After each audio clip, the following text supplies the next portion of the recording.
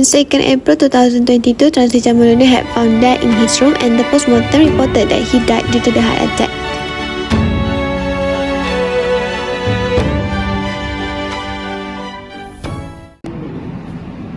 Assalamualaikum everyone. Thank you for being here on time. So I had this meeting to discuss the winding up of my late husband's company. So since my husband's death, the company cannot be managed as the same as his time, and the company won't be able to be as excellent under my management. I can no longer manage this company because all of this company's work was completed by Tansri, and I never learned about business before. I married Tansri without business knowledge and was still young then. So I hope for everyone's opinion on what we should do with this company. Wan Sri, I think the best way is for us to deal with the remaining work of the disease first. If we can't manage this company anymore, it's better if we just wind up this company, as this company won't be able to reach its target if we can't manage it properly. But I think this company still has responsibilities that need to be fulfilled too. What will happen to our employees? They are going to be affected as well.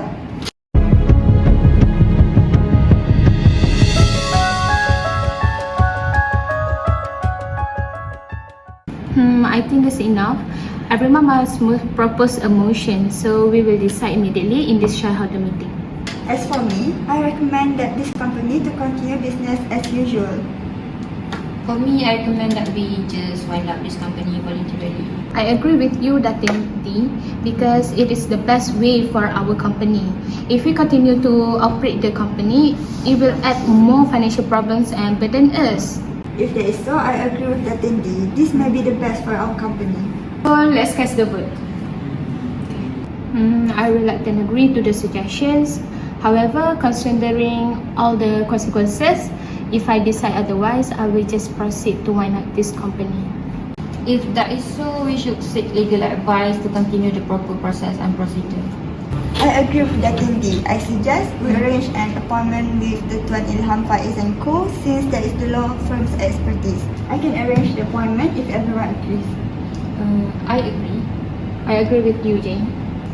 Before that, I want to express my deepest appreciation to all of you for the most trust over the years.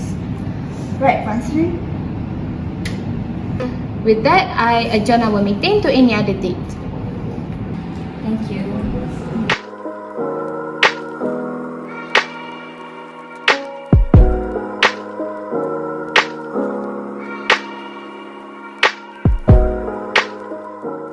I have a meeting now, so please call me right back. Sorry, I'm late. Hi, I'm Ilham Haridz, and along with me, my co-counsel, which is Faizuan. Hi, Mustfar. Welcome to our firm. Thank you. Have a seat. Thank you.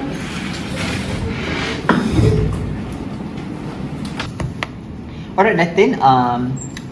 For a while, maybe we can get you tea first. In the meantime, can you tell me what the purpose to come meeting us today? And so I will guide you truly for the process why you come consult with us today. Yes, Datin. Like this, my husband and I incorporated a company called Adona Properties in Mohd, and it's been 20 years ago, and our company was very successful, which made us afford to own a few subsidiaries. However, my husband passed away last year and leaving no one else to manage the company. And I don't want to stress myself in ensuring that the company was the same as when my husband was alive. So since our company is still making profits, I think maybe this is just the right time to close this company. So am I allowed to do this, sir?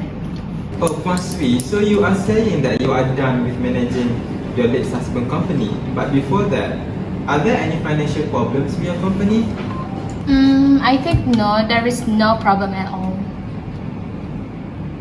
Mustfar, based on the details, since your company have no problem, so I think the best part is winding up the company, which is the very simple is close down the company. However, there are some few steps and procedure that you have to follow up, which is that have a very rigid procedure. So, how about you, Consultation? If that is so, I already had a meeting with my shareholders and we agreed to pass the resolution to wind up this company. Oh, so then I will explain to you about the procedure of winding up to make sure you understand further, Puan Sri. And since the resolution for the winding up is already passed on your part, so you will need to appoint a liquidator to take charge of the managing of the company's business, including collecting the assets of your companies and also to settling the liabilities. Puan Sri, for your information, liquidator is an individual actually appointed to oversee the process of winding up or dissolution of your company. The primary role of a liquidator is to collect and realize the company's assets for the purpose of debt payment, settle its liabilities, and also to distribute any remaining fund to the stakeholders in accordance to the applicable laws and the regulations. Maybe the process quite long. Maybe you can have jot down or have a laptop or anything else. Oh wait, I have an iPad here with me. Puan Sri, you can use your laptop to jot down the notes. Okay, wait. Ready? Are you with me? Yeah. Okay. Let's start now. In Malaysia, the liquidator have two type of person, which is for the first one is we call for the government, which is the Director General Office of NC, or we call that as a legal term official receiver (OR). And another person is private liquidator, which is that you have to appoint another private companies, private bodies. We call as the interim liquidator, which is this kind of liquidator has in charge in the administration of bankruptcy and winding up matters in Malaysia. That is under the Department of Solvency Malaysia. So the function or the duties of the liquidators is investigate all the affairs of your company, everything from top to bottom. To investigate the conduct of the company directors, which is all your directors, your shareholders, and so on, and all the related person or your business dealing, business partnership, and so on. Also to investigate any claims made by the creditors and third parties against your company, everything. For example, in the matters of contract, to claim the payments and so on. Sorry. It's okay. And also to collect and realize the company's asset to meet liability. The liability of the company basically the debts. So there is the liability of the company. So you have to collect everything, all documents, and find something that is necessary to pay and fulfill all the liabilities of the company. Do you get it? I see. It's quite long. Are there any requirements for the appointment of liquidators? Yes, of course, Puan Sri, there are few requirements under the law that you need to fulfill before winding up a company can be made. And Puan Sri, to wind up a company, a general meeting of members which shall appoint the liquidator. So Puan Sri, if you want to appoint a liquidator, you must meet with the members to decide who to appoint. The liquidator can either be from the insolvency department or a private liquidator. So Puan Sri, before the appointment, Puan Sri's company must obtain the liquidator consent in writing. But the very basic requirement or the crucial requirement for your company that you have to decide and have a meeting between your members and shareholders to make a declaration of solvency. So declaration of solvency shall be lodged to the SSM, which is the Commissions of Companies Malaysia. And then in order to declare the solvency, declare needs a lot of preparation of documents. Or you have to list down all the liabilities concerned, all of the assets and so on. That in order to declare the solvency, the meetings between your members and shareholders is very crucial. So maybe you need the assistance from the legal firm. Maybe you can ask us to assist you in these matters to complete all the necessary documents later on. But first, you have to discuss with your members and shareholders first. Oh, now I understand. So, what are the effects of voluntary winding up this company? So, like we said earlier, which is in the process of winding up, we have to appoint liquidator. So, the process of liquidation is not simple. You have sometimes take years. So in process of the winding up, your company's dealings will be ceased, operation will be ceased, will be stopped by the liquidation process. So when you in dealing while during the liquidation process, because it takes a long time, any kind of invoice, letter, dealing with any third parties, your company name will come together with a word in liquidations. So the word liquidations shows to announce the other, also to make the other person dealing with you aware that your company is process of the liquidated, which is in process of the winding up. So you cannot transfer any kind of share to the persons. You cannot do anything for your company unless get the approval from the liquidator. Because the liquidator have a power over the company, in charge of everything for the company for a while in process of the winding up. So for now, so far, do you get it? Yeah, I understand from. Thank you for your explanation. You quite long, right?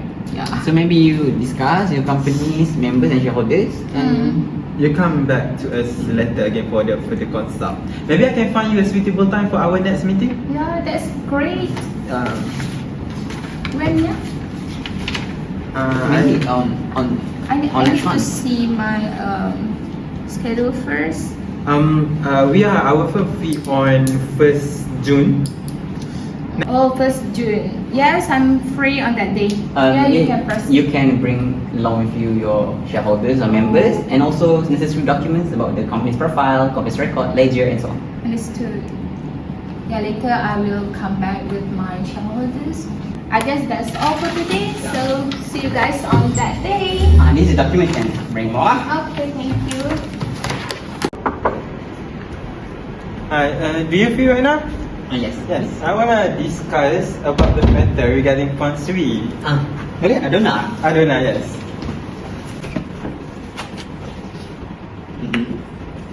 If you look up into the current situation of Adona's company, for the winding up, maybe we can consider is a members voluntary Winding up.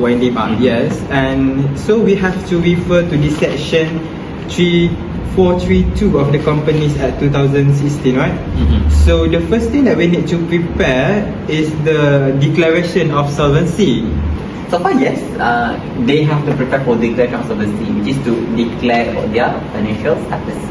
So do we need to declaration of solvency? Do we need to prepare for them, or they need to prepare on their own and just to get our confirmation, our affirmation? Since declaration of solvency is have a lot of procedures and things, they up to them whether they have to ask for a letter. But so for now, we have to prepare for open writing letter, right? Yeah. So in open writing, they have to include about what they have to prepare, all documents necessary. Documents include about the lease and total of their assets, lease and total of their property, and also all of the expenses and that be done by the company, debts and liabilities of the company, and also the company also has to pay debt within the 12 months to declare about their solvency. This is where we include the declaration of solvency, include in our open writing. This is as according to section 443 of the Companies Act. So since the company already has declared that they would like to declare for winding up, they would like to have the voluntary winding up, so they should appoint the liquidators to assist them in the winding up process. So these are the very crucial points, that elements that we have to include in the opening writings letter. So since the liquidator could be formed either from the departments of the solvency and also the private liquidator, so this will be included in our opinion writing letter, right? So it is also the duty of the liquidator as well, so they would not be in shock since all the company's operation will be ceased. Yes, we have to include all of the points about the effects of the liquidations process or when they are processed, which is about the company will be taken over by the liquidators, and all of the legal processing of the company will not be stopped. We have to continue as normal. And also, the company should include the word in liquidations after the company's name in every dealing with the tenanted parties, the invoice, the letter, or any dealings lah.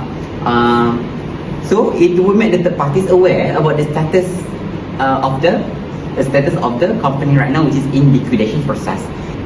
And also, the shareholders are prohibited to transfer of any shares. These are the effects and the points of effect that should be included in the opinion writing. So after the appointing process has successfully been done, also should be included as well, which is the debts of the company need to be done, and also the company's profit will be distributed among all the shareholders and shareholders of the companies. And also the last part is powers of directors will be ceased, and the companies will not be in operation after this. So I think that's the only elements and points that I have to include in the opinion writings. So I will prepare the draft for the opinion writing, and I will confirm it back to you. Okay, that's all. Thank you. Thank you.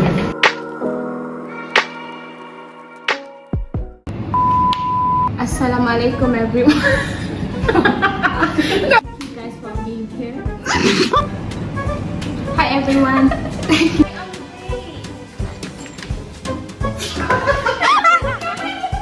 Firstly, I think the best way is for us to